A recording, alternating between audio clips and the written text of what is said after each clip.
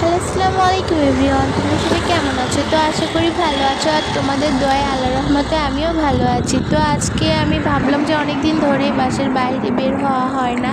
তো আম্মুকে বললাম যে আম্মু চলো আজকে আরডির ভিতর থেকে একটু ঘুরে আসি, মনটাও ভালো লাগবে, একটু ফ্রেশ লাগবে। তো আমরা আরডির সামনে আসছি, তো আরডির ভিতর ঢুকতেছি।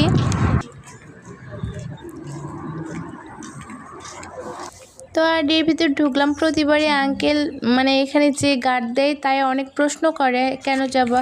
তো আজকে দেখলাম যে সেরকম কোনো প্রশ্ন করে নাই। তো আমি আরডির ভিতরে ঢুকে একটু ভিডিও করতেছিলাম যে তোমাদের সাথে শেয়ার করার জন্য। তো দেখো এই পরিবেশটা অনেক ভালো লাগতেছিল, আর এই আবহাওয়াটা অনেক ভালো লাগতেছিল। শীতকালে হালকা হালকা রোদ, আর এখানে দেখো কি সুন্দর ধান বিছিয়ে দিয়েছে, ধান রোদ দিচ্ছে। তো আমি দেখতেছিলাম, অনেক সুন্দর লাগতেছিল, আর মোমেন্টটা অনেক সুন্দর ছিল। তো আমরা যাব এখন নার্সারির ওইদিকে, দেখবো যে কিছু গাছ নেওয়ার জন্য। তো আমরা নার্সারির ওইদিকে যাচ্ছি। আর দেখো পাশে একটা পুকুর ঘাট আছে।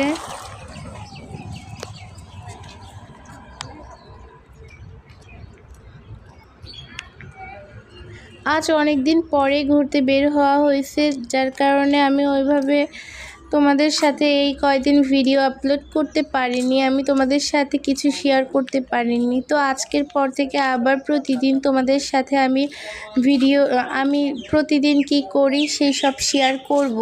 তো দেখো এখানে হচ্ছে এইটাই সেই পুকুর ঘাট, আর এখানে এসে আগে আমরা অনেক বসে থাকতাম বিকেল করে, আমি আমার ফ্রেন্ডদের সাথে এসে। তো ওরা ওদের মতো অন্য অন্য কলেজে ভর্তি হয়ে গেছে, আমিও আমার মতো অন্য একটা কলেজে ভর্তি হয়েছি, যার কারণে ওদের সাথে সেইভাবে আর মিট করা হয় না।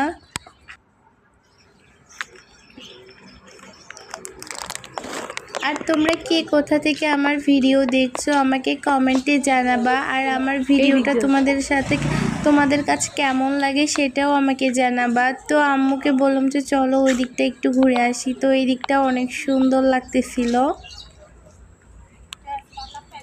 আমরা আগে প্রায় আরডি স্কুলে যখন পড়তাম তখন এইদিকে হয়তো আসা হইতো, আর আজকে আমি অনেক দিন পরে আরডির ভিতর ঘুরতে আসলাম। এখন আর তেমন বেশি আসা হয় না। আগে আসতাম, আগে যখন স্কুলে আসতাম তখন মাঝের ভিতরে আরডিতে পুরো আরডি ঘোরা হইতো।